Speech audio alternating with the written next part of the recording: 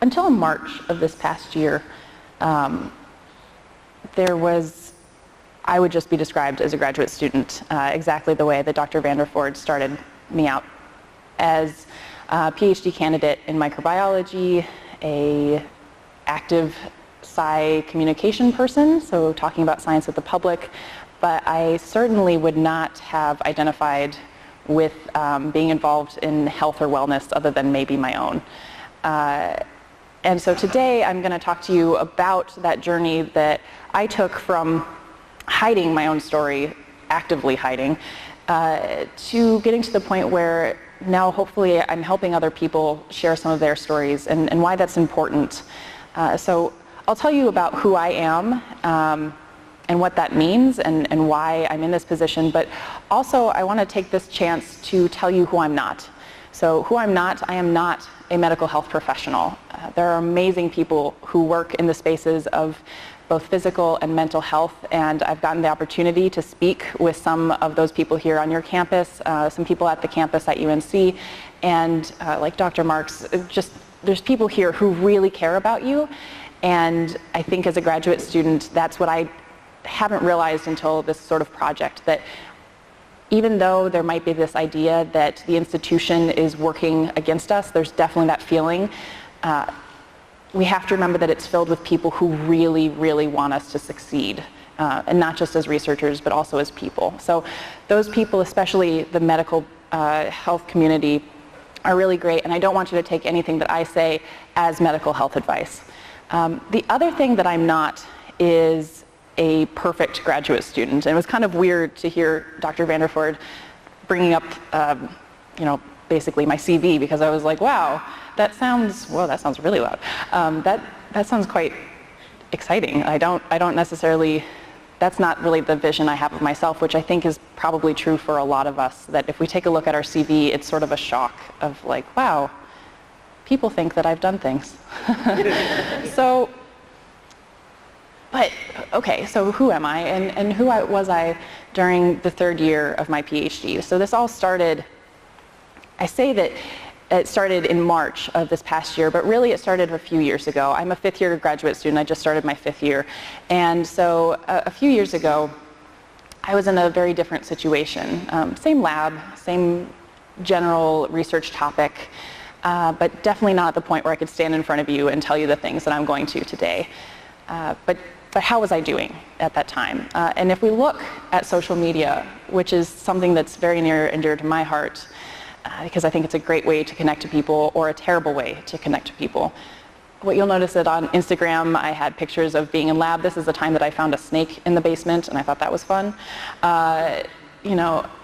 In Facebook, it was an image of our lab retreat, where I'm very excited and happy. And then on LinkedIn, I'm doing science communication. And not only was my social media filled with these images of sort of like, I'm nerdy and fun and everything's great, but that would be also the impression that you'd get from me in person. And I think that's oftentimes the impression that a lot of us try to put out to the world. So the real question is the one that my mother really likes to ask me, which is, how are you really doing? And if anyone else has mothers like that, I see you. So how was I really doing? What did that look like? And there's not really any pictures of this, because how I was really doing was I was struggling. I had come to grad school with this idea that I didn't think I would want to be a professor. I wasn't sure about the institution of academia, but I knew I loved research. I knew I loved science. I had always loved science. I was so excited for this opportunity to work in an amazing microbiology program under the direction of not one but two fantastic PIs. And when I came in, I was so excited. And over the 2 years, I definitely felt disillusioned. I came in with this idea of what academia was, what science was, how research works, and pretty systematically that was taken down. And especially given the fact that I had come to graduate school because I loved science, it was very difficult to want to keep going. On top of this, I, like a lot of other people in their early 20s, was going through quite a few life changes. I started living on my own for the first time. There were relationships, both friends and romantic. There are struggles of just growing up and being this age that you're trying to find yourself in a system that doesn't really make sense. I was having a really hard time, and it got to the point that I found a counselor at that time. This was well before anything. If you've seen my talk online, I talk about a breakdown. But even before that, I knew something was weird. I started to see a counselor just to kind of keep things in check. But even with her, I wasn't really transparent. I said that things were fine, it was under control. And it all started really falling apart when I failed what is considered the most important exam in graduate school, which was our written qualifying exam. So this was a situation where in my department, we were given a month off of school. We were given a month of isolation where we get to, yeah, we're given. We get to study a totally new topic unrelated to our work, write up a grant proposal, submit it, and if we pass, we move on to the next part, which is an oral defense of our thesis work. If we don't, we're given a second chance to do the entire process again. If we fail the second time, we're kicked out of graduate school. So I failed the first exam, and I basically tried to pretend that everything was still fine. And it definitely wasn't. I was having a hard time focusing at work. I was having a hard time connecting with people. And I started to wonder what was the problem with me, what was wrong with me. And so I thought about it for a long time, and I realized the problem was actually that I wasn't sleeping enough. You know, we're always told we're sleep deprived, and I definitely was, because I really wasn't sleeping. So I went to our student health center, and this might be a form that is familiar to you, at least to some of you. And I think it's worth taking a look at. But they gave me this form and asked me to fill it out. And I tried to be honest, but I tried to also keep in mind that I was having an especially hard week. This wasn't representative, so I was like, okay, we'll err on the side of not so bad. So the questions they'll ask is that in the last 2 weeks, how much have you experienced these things? Not at all, a couple days, most days, or almost every day. So the question of little interest or pleasure in doing things, that was pretty much every day. Feeling down or hopeless, that was most days. I was there for sleep issues, so that was a for sure yes. But I, because of the sleep issues, had really low energy. Sleep, again, the sleep was the cause of all of this. My appetite was all over the place. Felt bad, again, because of all these things. Grad school's hard. And I did have trouble concentrating. And that was actually the thing that was most frustrating to me, is that it finally got to the point where my feelings were interrupting my work. And that can't happen in graduate school. And eventually other people started to notice, and that's why I went. And then the final question is always that fun final question of, are you thinking about suicidal ideation? And of course, I lied. But this exam told me I was severely depressed. And my actual response to them was, I'm not depressed, I'm in grad school. That is the first response that came out of my mouth. And they said, okay, well, I know you're here for a sleeping medication. We'll give you something for that. But we really would like you to start taking Zoloft. And I did not like that response. I did, and I still do think that medication can work really well for people. And spoiler, I am on Zoloft, and it's great. It's not great at first, but you get through it. You figure out what works for you. No, it wasn't about the fact that there's something wrong with it. It was the fact that I wanted to be done with this part of my life. But why didn't anyone see those signs? I just told you how I was doing. I told you that people were noticing a little bit that I was tired. But if I was answering these kind of questions like this, if I had a loss of interest in things, all of these different signs and symptoms, that shouldn't the people around me notice that? And when I told someone that I went on medication, this is their response of, but you seem fine. Maybe it's not depression, maybe they got it wrong, maybe you were having a bad day, you seem fine. I think a lot of us have this situation, because it's not as though most of these problems come out in the middle of the night from nowhere. My mental illness started well before graduate school.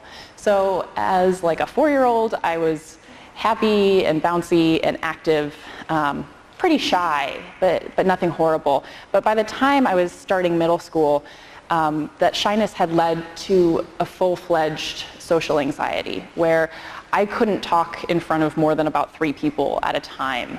Something like this would be absolutely terrifying. And just sitting in class, I would have panic attacks.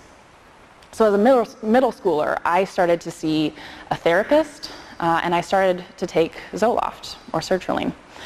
And if you listen to my talk, it will go into more detail about this time, but basically my mental illness changed over time.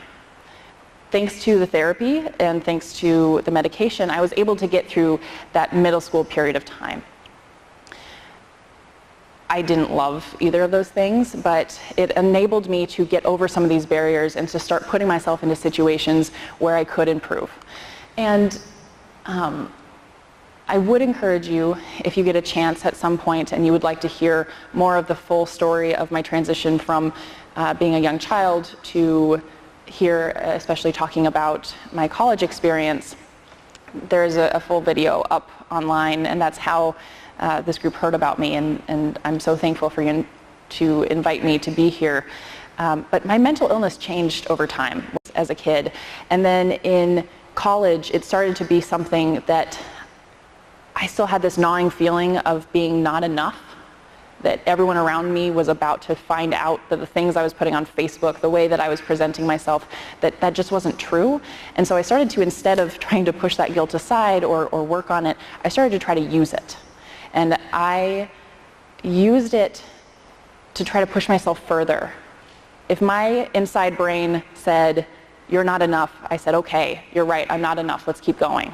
If it said, "You're not trying hard enough, you're sleeping too much," anything, I would try to use that idea. And I definitely gained some unhealthy habits from that. But I got through college, and I did well enough in college that I could go on to graduate school. But we're back to the same point. Of course, I got through college and I got to graduate school, but the way I started this is that at some point in graduate school, it started falling apart again. I thought I had basically left this in Iowa. I thought I had moved on from this period in my life where I was, growing up. College is hard. Yeah, grad school is hard, but I was prepared for it because everyone tells you that graduate school is hard and you know what you're getting into. But I started to question, is this form, the answers on this form, are they always going to be true?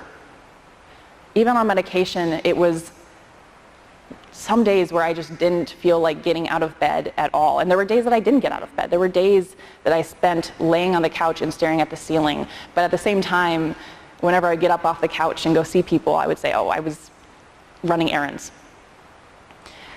I got to the point where I felt like there was probably no better solution. I was already taking medication. I was already seeing a new therapist.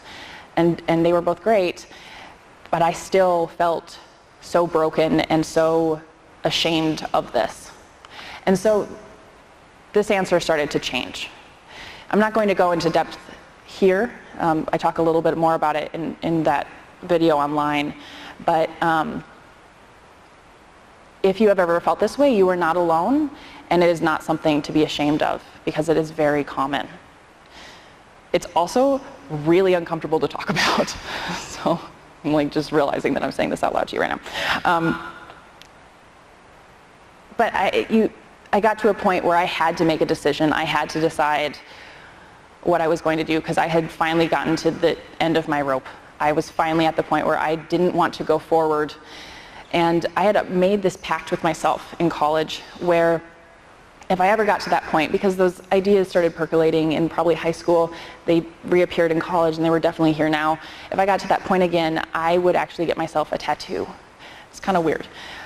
Because I would normally never get a tattoo. This is one of those things that you have to spend money on. My family would be furious. And it just wasn't me. But worst of all, if you get a tattoo, especially somewhere that's visible, that is an invitation for people to ask you what it's about. And I had spent pretty much my whole life trying to hide this. So I decided before doing anything, I would get a tattoo. And when I got this tattoo, I modeled it off of this phrase that I had learned in one of those dark times in college. I found this thing that said, another sunrise, another new beginning, and it reminded me that in college, every time there was a darkness, I was just working towards that next period of light. And now that I was in a part where I could not see the light, I could not see that there would be an ending to this, or even worse, there would be light, and then I would come back and it would get worse again. But I felt like that was appropriate. I felt like I wanted to do this one last reminder of it's important to keep going. When I got this tattoo, it was super ugly. You know, as most tattoos are. I was so excited to see this tattoo, and what was really interesting, it's on my left arm. I mean, maybe you can see a little bit of it now. You'll see if you get close enough that there's a small black sun here, and that's to symbolize that the sun is always going to reappear, there's always going to be new light. But it's also to symbolize that if you get to know me, the first indication is that I'm a pretty positive, outgoing person. But what you can't see, especially once this is healed, are the words "another sunrise." And that's a reminder to me that there are things that people can't see unless they invite them to. Even when the sun is out, even when it's a good day, I need to prepare for the bad days, and I need to accept that maybe this is a part of my life, and that's okay, and that doesn't make me a bad person or a bad grad student. And it's something that could be shared. And so this tattoo, waiting for this tattoo to heal, got me through that summer, and like it said, there was light again. I started that feeling, I remember the actual day that I went to bed and I was like, oh, I didn't once think that I shouldn't try this anymore.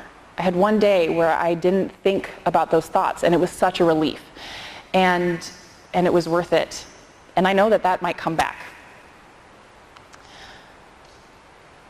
Which is where these 5 stages of mental health, getting help, really come in.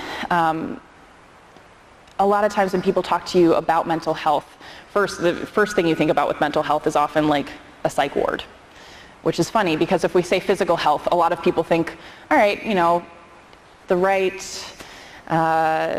heart rate, cholesterol levels, the ability to walk up the stairs, maybe eating healthy. We certainly don't think like, well, the ER.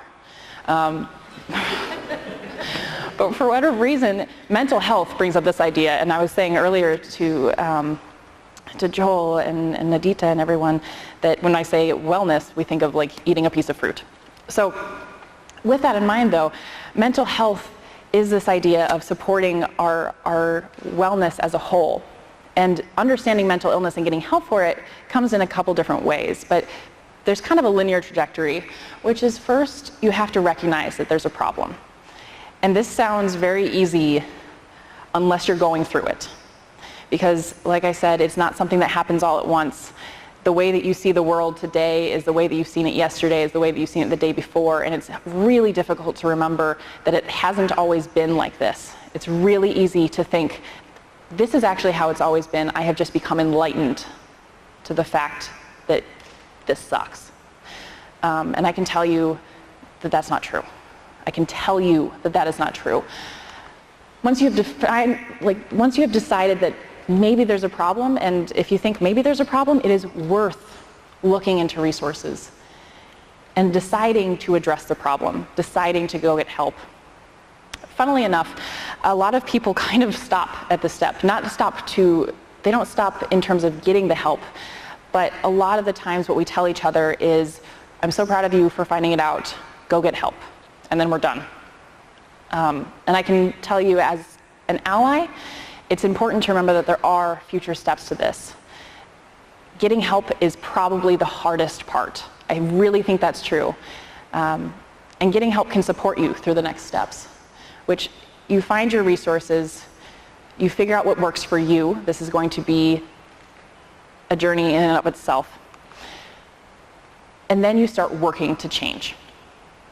And it's hard work. I'm not going to stand up here and say, you walk in and everything's going to be fixed, because it is just like graduate school, 2 steps forward, 1 step back.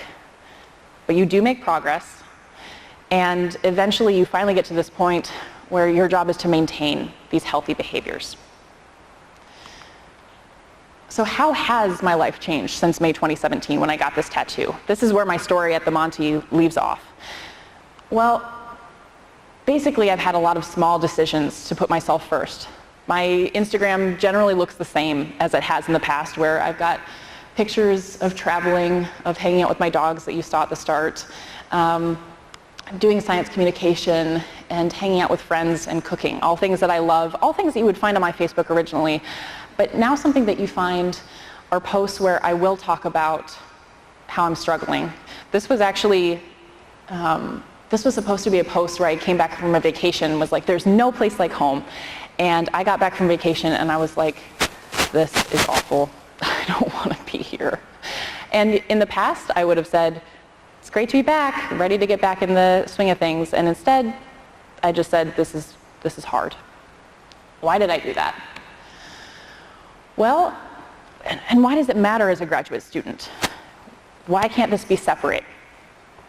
I have found that being open about those times where I come back and I'm struggling, coming back from that vacation and feeling like I don't want to be here, the ability to send my boss an email and say, hey, I'm having a hard day. Can I take the morning off? And she says, sure.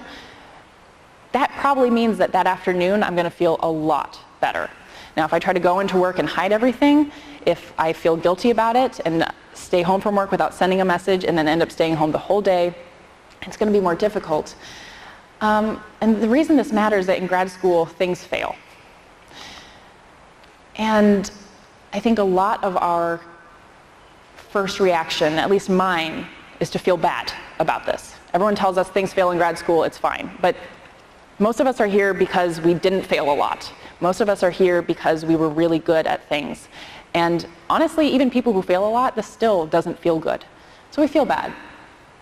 And then we start making mistakes because we feel bad. We start putting things aside. Maybe we feel guilty because we're making mistakes. We're trying to speed up, but it's only slowing us down. And we end up working more and harder. A lot of us will face this sort of burnout. And then this will actually cause us to freak out and avoid work. And this is a common thing. We'll avoid work, and at some point we will reach this impasse that we have to go back, we have to face it. It's been 3 days, we haven't told anyone, our boss is waiting. It is this big dramatic lead up, and then usually it's kind of okay. This is unproductive, and this is why mental health matters in graduate school. I'm not here to tell you to take breaks. I'm here to tell you that if instead, when things fail, you take time off from the failure, you take time to support your own mental health, that you will be more productive. You will make fewer mistakes. You will have better relationships with people. Maintaining your mental health is very similar to maintaining your physical health, where going to the gym 3 times a week is probably better than going for a 3-mile sprint once a month. And if you start getting sick physically, it's going to take a long time to get better. If you start getting sick mentally, it takes a long time to get better, and it's really hard to get those resources. And this is why the paper from Dr. Vanderford and Teresa Evans and a lot of others was so amazing to me, is that I started dealing with this in May of 2017, really actively trying to get back onto what was important to my goals. And then in, what was this? Was this February? March. In March, this paper came out, and I was like, that's me. That is me. And this whole time, even though I was trying to deal with it, I still felt pretty alone. I would occasionally post things on social media, but I still felt like it was just me, and I was a terrible grad student. Like, I was the broken one, everyone else was fine. And this came out and showed about 40% of other people in my situation, of grad students, predominantly PhDs, would answer those sort of questions, those sort of questionnaire questions, and the results drawn from those questions would be that they might be suffering from symptoms of anxiety and depression. And I was so excited to see this, but at the same time, my reaction was, okay, okay, grad school's hard, whatever. And I happened to be at a conference, and I looked around, and there were about 200 people there, and there's no way you could have gotten me to say that 80 of those people were struggling, right? You go to an average conference, you feel like it's you, maybe some sad person in the corner, and probably everybody else got it under lock. And why do we think that? Well, the response to this was amazing, first of all, and kudos to putting in Nature Biotech. We've had that discussion that these studies have been shown before, a lot of similar studies. This one was groundbreaking in the absolute breadth of it, that this was cross institutions and international. However, these data points had been brought up before, so why did we still have this idea? The response to this was all over the internet, but it was all of these things that were super surprised. And then oftentimes what you'll notice if you look up these things is you still get this like dark silhouette of some crying girl. So maybe it's no wonder that we have this idea. So I started to wonder, what is a successful graduate student? What is a successful graduate student versus what is a depressed graduate student? And if you ask the internet, this is a successful graduate student. Which is about as realistic as our depressed grad student, as our grad student dealing with mental health. I am a depressed grad student. I deal with major depressive disorder, and I have dealt with pretty severe anxiety. And I am both a successful grad student and a grad student dealing with mental health issues. And I think it's really important that we start to understand that you cannot see mental health. You cannot see when someone is struggling, and sometimes you can't even really find out unless they're ready to talk about it. So how can we talk about it? I told you already, I like social media. I like finding out a lot about people, and I like just taking in information. I think a lot of us share that because of who we are and that we like seeking out information. Social media is great to try to find other people with similar interests. You can search hashtag cats and there's like 1 million. We posted something, what was that, this morning? Which this has been the longest, best day. That hashtag red skirt, and over 60,000 posts on Instagram alone that are hashtag red skirts. So if you're really into red skirts, there's a place for you. So you can look up grad school depression, you can look up hashtag depression, you can look up hashtag PhD problems. There's quite a few of them. And first, you'll get this survey. You'll get the results from that Nature Biotech paper from this year. But you're also going to get a lot of people just talking about their own experiences. And that'll be people who have 10,000 followers or 20 followers. People who are talking in blog form. People who are making jokes. Weirdly enough, and I found this last night actually, but you'll also find me, which is I'm not sure about this. But you can find people in this space. And academic Twitter is really good in some ways for mental health. But I started to look for resources for graduate students specifically. If these numbers were about right, if about 40% of graduate students were struggling, there had to be resources. And it's sparse. On Twitter, you can find a couple different groups. These are the groups that I recommend because they have been really helpful to me. AMHC is an internationally based group for supporting mental health in academia, specifically for graduate students. However, it's run by a bunch of people who don't have much time, because that is all of us. And they've been running it for a while, and they had started to slow down a bit.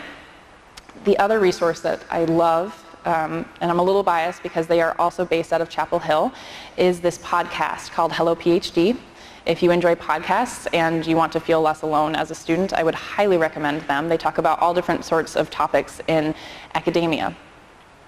But this was great as far as like finding links, finding people talking about these things, but it still didn't address that question of what does a successful grad student look like? What does a depressed grad student look like? What does mental illness in academia look like if it's such a problem? And so I started thinking about one of my favorite people on social media. Would you raise your hands if any of you are in biological sciences? Hey, Awesome. Okay, cool. So Science Sam, or Samantha Yamin, is up in the University of Toronto, and she does some really cool stuff with Instagram. Ooh, another raise of hands. Who has an Instagram? Ooh, that's pretty good. That's pretty good. So she's awesome because she is a PhD student up there in Toronto looking at stem cell research, and she uses Instagram not to talk about the outfit of the day, not to talk about her new favorite workout, but to talk about her research. And she is able to take a single picture and then create a narrative behind it and talk about different complex pieces of science. And through that combination of visual representation and the text below it, can really convey some interesting ideas. It doesn't spread as fast as Twitter, but it's also a little bit safer because you don't get it suddenly shared to the entire world. And you also have this ability to have a nice visual image along with a full text. I thought she was great. Somebody did not, and there was this op-ed that is just something. It came out in Science magazine, and they basically said, why I don't use Instagram for science outreach. And it ended up being kind of an article about how they thought Science Sam's efforts were silly in the least, or wasting time and not good for women in general. And I wouldn't say that on the internet right now because the response was pretty harsh, rightly so. But what was amazing to me, I saw this and I was upset. What was amazing to me was how Samantha reacted. She went onto her Instagram stories and reached out to her fans and was crying to like 20,000 people. And I had always had this idea, even dealing with all of these different things, that strength was really important in graduate school, in academia, of always being strong, because otherwise everyone's going to walk away from you. She was crying in Instagram stories, and everyone wanted to help her. Everyone wanted to support her in any way possible. And I started wondering, maybe this is a good medium for us to start addressing what is a successful graduate student, what is mental illness. And then the way that the universe sometimes works is that things work together, and I started talking to other scientists at some other outreach that I was doing, which is the ComSciCon in my area. We started talking about audience, we started talking about all of these different things, and this is just a reminder of, if you have an idea that seems crazy, but you're also like, maybe that could work, just give it a try. There were a couple other things that I tried at this point that didn't work at all. This could have failed horribly, and I totally thought it was going to. But this conference and other supportive graduate students were the reason that I started this thing called PhDepression. I bring up this post because at the very end of March of this year, it was about, I think it was March 26th or so that we put up this post. I put this up and I was like, I sweated all day, because the next day was when I was going to start this platform of sharing stories, of sharing a picture and then the story behind that picture. And the only way that you should do this is to start by your own.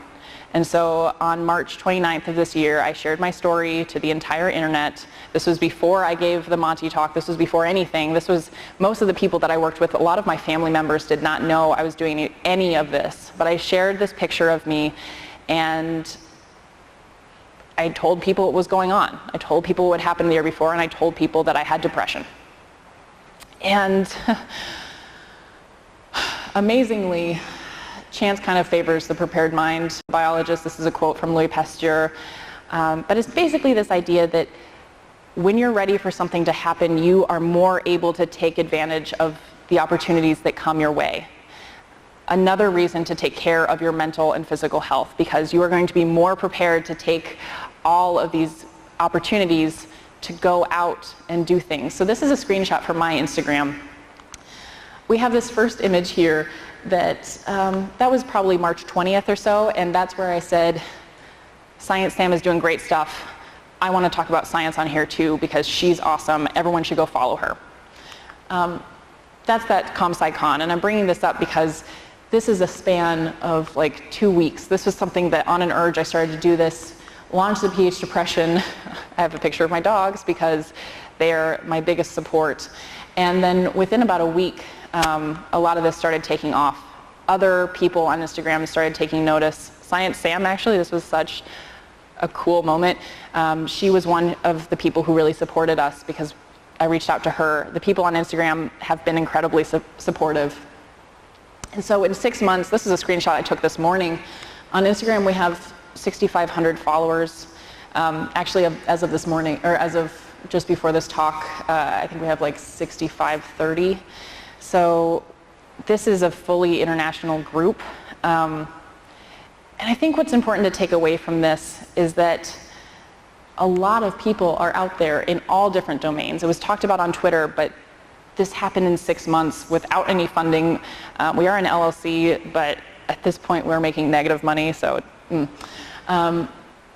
But our entire job, as we see it, is to discuss mental health in higher education. Hopefully this is the only text-heavy slide that you'll have to look at. But what's the point of the PhDepression? What do we do? Our point is to support discussions. Our mission is to empower the academic community, the people doing and creating knowledge. And I think that is what sets us apart from some professional student groups or from undergrad, is that we've talked about this for the last few days of what's really hard in grad school is that you don't know when you're doing enough. And so supporting conversations in this space, as well as curating resources and trying to create community. And our vision is that at some point, maybe academics could reach out and seek help for their mental health the same way they do if they have a physical ailment. So what do we do? What does this actually look like? First of all, we talk about uncomfortable things. It's a great medium to do this. We talk about imposter syndrome. Has anyone heard of imposter syndrome? Okay, cool. You don't have to raise your hands, but has anyone felt imposter syndrome? Oh, you're so great. Thank you. Yeah, exactly. I think pretty much everyone. This idea that we're a fraud, somebody made a mistake in bringing us to this place. This is definitely how I felt all of last night because I was like, I have no business being here. I'm a microbiology PhD student. This is normal. We also talk about things that you might not have heard before, like the fact that 50% of people who start a PhD do not get a PhD. I don't think this should scare people, but I do think we should know about it. Because I do think that the feelings of shame and guilt we have around considering alternative options or questioning if we're making the right choices, I think that's really important. And even things like, what is self-care? What is self-love? As academics, we are oftentimes our harshest critics, and that makes us really good at a lot of things. But it's also okay, and it's okay to give ourselves permission to care about ourselves the same as we would a friend. So we're a community of storytellers. I told you that we're sharing stories. This is a compilation that we recently put up, which is really exciting. We have storytellers from all over the world, and each of these individual pictures is somebody who is a graduate student or an academic, a postdoc, who has come forward and has shared their personal story with different types of mental illness and mental health struggles. We have people who have, well, I guess I'm going to show it to you in a second. They all come from different backgrounds. We take some data from them. Some of this skews because of what Instagram is. It is predominantly white women.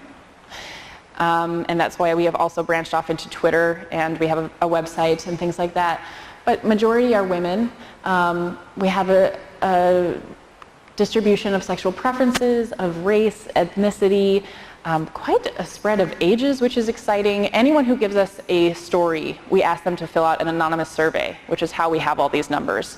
So we know the basic demographics, but we also know where they're coming from. I've underlined all the places that are outside of the US, and this is pretty indicative of our community in general. We're about 50% US based, but people are coming from all over the world sharing their stories, because it's scary to be up here. It is actually, I think, scarier to talk one-on-one with somebody. But maybe we can use social media to lower that level, at least for the first couple shares. Because everyone has a similar story. Of course, we're skewed towards depression and anxiety, but you see this imposter syndrome, OCD, ADHD, eating disorders, PTSD. We had someone share today about borderline personality disorder, which the stigma against that is incredible. And I have so much respect for this person, and I have so much respect for all of these storytellers, because with 6,500 followers, that's a lot of people finding out that you have a mental illness. But what's important is what all of these share, because in general, most of our stories could be summed up with this. I was hurting and alone. I felt ashamed and guilty for it, and I wanted to hide it, and eventually I got help, and it made things better. The only ones that deviate from this are the ones that kind of stop at being a fraud, and they will tell us that their story is not done. These things are cyclical, but even across at least 5 continents now, this is the story that is shared, and we are more common, or we are more similar than we are different. And this is one of my, people ask what motivates this or what keeps it going, because I am busy. You're all busy. We're all so busy. What keeps us going are reactions like this, and we get these messages a couple times a week now, where they say, thank you so much for creating this account. I'm starting a PhD program in the fall, and I started following this account because I was worried I might not be able to handle the program. Reading everyone's stories, I was able to relate so much to their before feelings and hope reading their after. As a result, I have started therapy and depression medication. I am just starting my healing journey, so I don't have anything yet to contribute to this account, but when I'm a little further along, I would love to share. Meanwhile, reading all the stories make me feel like I'm part of this community and has been so helpful. Sharing your own story helps other people. Sharing your own story helps you, and this is important. So to come back to that question of what is a successful graduate student, I realize how bizarre this looks, but I am trying to learn it myself. I'm trying to learn for myself that this is okay, that this is possibly what a successful graduate student looks like, talking about mental health, talking about lab work in the lab, balancing work and life. And I can tell you now that I am much more productive in lab than I was a year and a half ago. So again, those 5 stages of getting help, recognizing the problem, deciding to address it, finding these resources, working to change, maintaining behaviors. Where does PhDepression come in right now? We're doing work with helping people recognize the problem, and we're trying to help people find resources.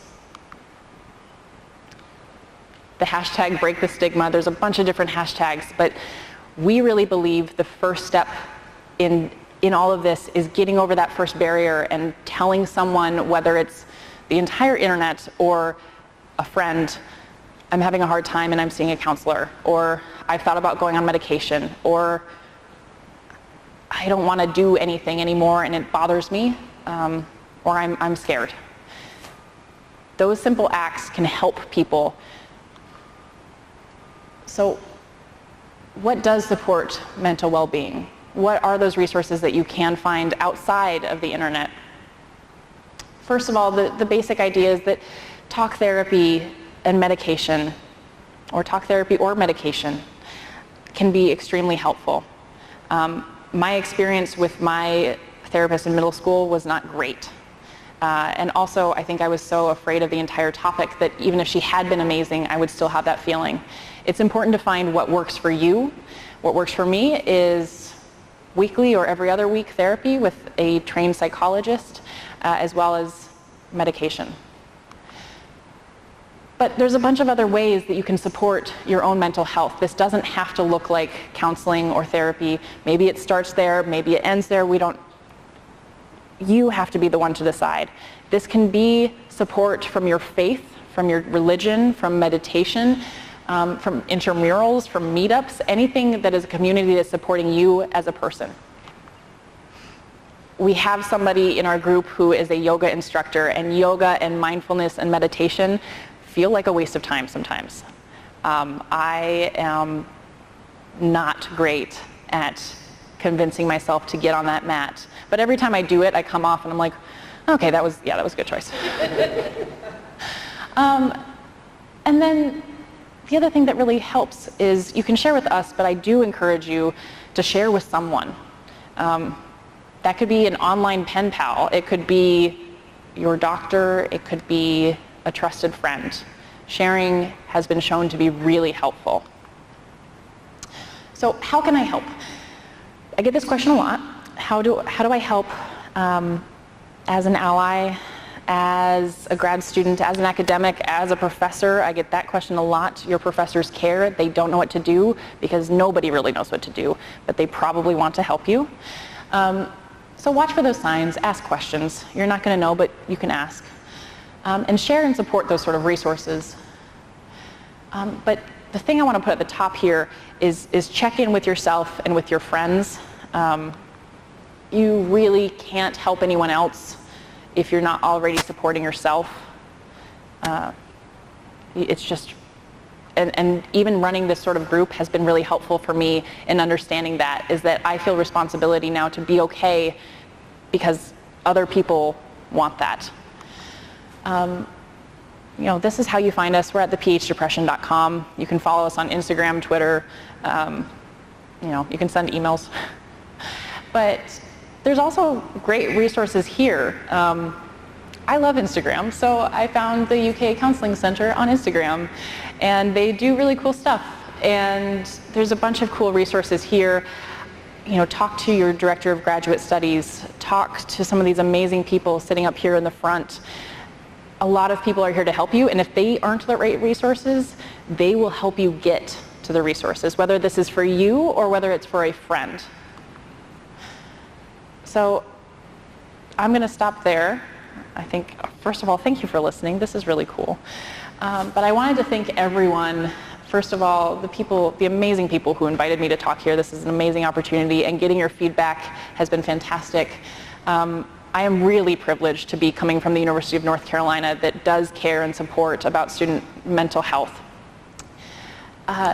And these are the other resources. This is a podcast that social media is weird, and I think the trajectory of this is that I gave a podcast to Hello PhD because they are at the University of North Carolina. Because of that podcast, I was linked up with Brian Southwell, who runs The Measure of Everyday Life, a different podcast, who had interviewed someone else. Do you remember who he interviewed before that connected you?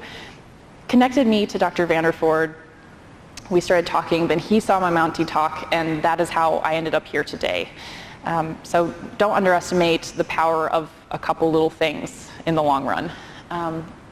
This is the amazing team that makes all of this possible. About 2 months in, I realized that I was going to go completely under if I tried to run this on my own, and I put out an ask and people jumped at the chance to help. Probably like a lot of you, you're here because you care about these things, and I hope that you do look around and realize that it's a Monday evening and there's a bunch of people who really care.